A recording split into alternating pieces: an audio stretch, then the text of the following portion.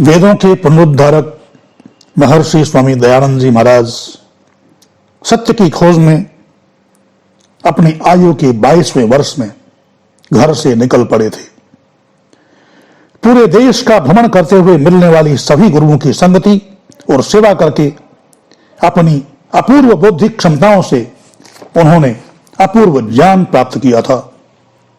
वे सिद्ध योगी बने और उन्होंने संस्कृत भाषा की आर्ष व्याकरण पद्धति, उपनिषदों, दर्शनों, वेदांगों और वेद के ज्ञान सहित दुर्लभ ज्ञान दंडी गुरु प्रज्ञाचक्षु स्वामी विरजानंद जी सरस्वती के शिष्यत्व में प्राप्त किया।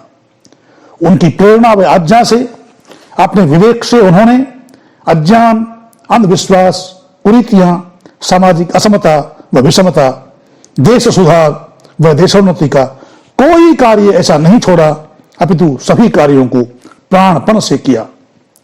इन सब कार्यों का आधार उनका वैदिक ज्ञान था, क्योंकि सभी सुधारों का आधार वेद का अध्ययन, वेद का आचरण और वेद प्रचार ही है।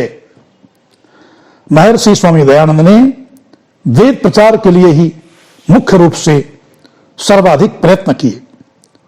उनके मौखिक प्रचार के अतिरिक्त वेदों का भाष्य, सत्यार्थ प्रकाश, ऋग्वेदादि भाष्य भूमिका और संस्कार विधि आदि विभिन्न ग्रंथ वेद प्रचार के ही अंग प्रत्यंग हैं।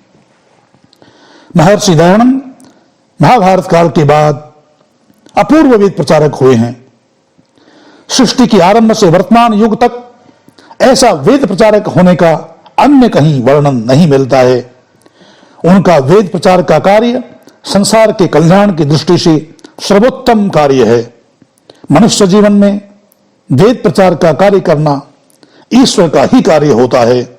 इसलिए अपने कल्याण की इच्छा करने वाले सभी मनुष्यों की वैदिक साधना के साथ वेदाध्ययन व वेद प्रचार को ही अपने जीवन का लक्ष्य बनाना चाहिए। मानव समाज द्वारा योग्य वेद प्रचारकों का सर्वाधिक सम्मान और उनकी आर्थिक आवश्यकताओं का ध्यान रखा जाना चाहिए। देश व संसार में जितना अधिक वेदों का प्रचार होगा, उतना ही मानवता का हित और कल्याण होगा।